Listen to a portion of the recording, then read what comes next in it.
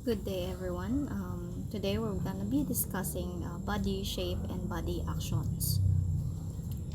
So, ano nga ba ang body shape and body actions?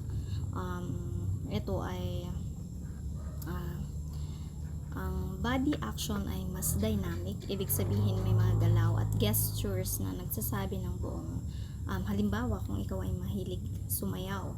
So, dito sa body actions is nakapaloob ang kilos ng kamay, posture, yung facial expression, and then yung timing.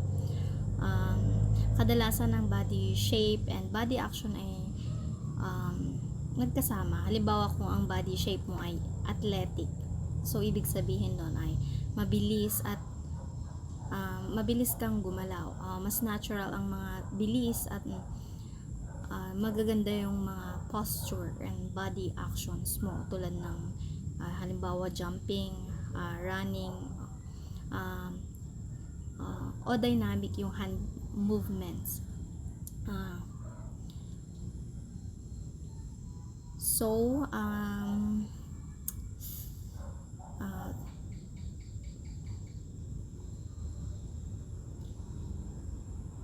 mas mas focus tayo dun sa body shape, stretch, curl, tack, and twist.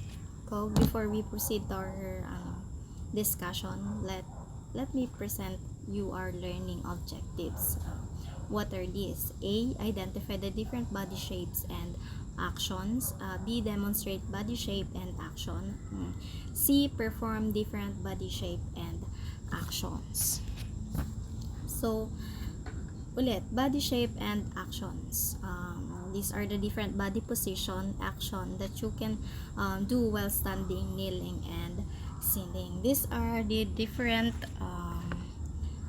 ways to our body can move from one position to other.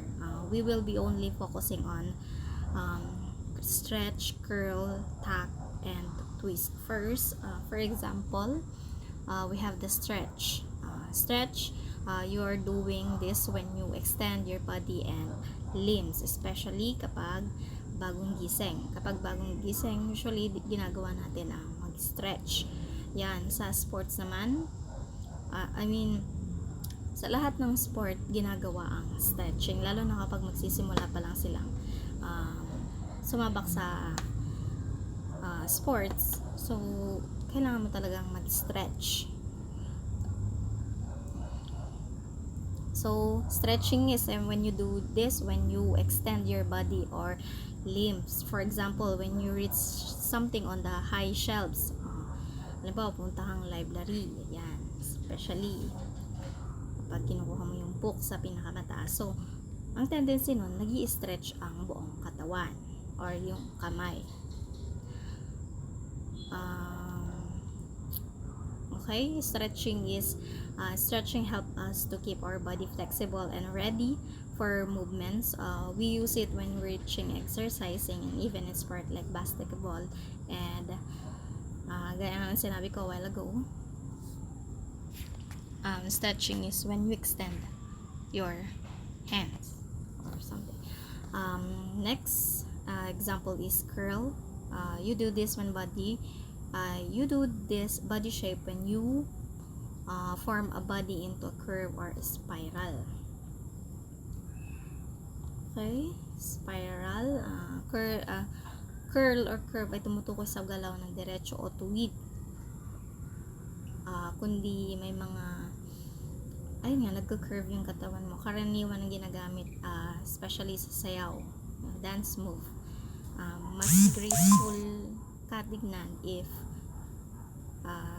maganda yung movements. So, curl, for example, when you bend forward to pick up something. Yan, madalas natin ginagawa to kapag namumulot tayo ng basura. So, excuse me. Number 3 example is tack.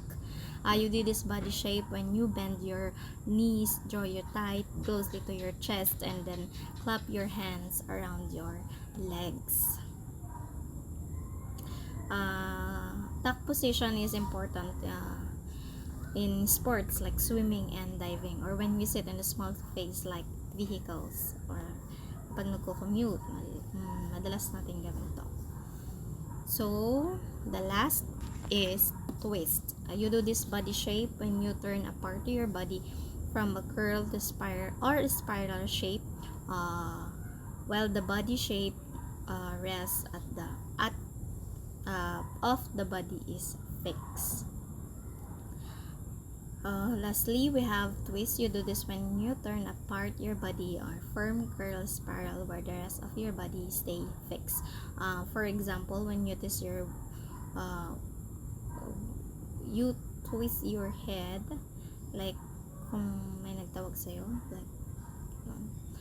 And like when you're cleaning, doing your chores at home, twisting is yung pag-ikot ng katawan, bahagi ng katawan sa isang direction. Example yung ba, yung umiikot yung pag nag-i-stretch yan.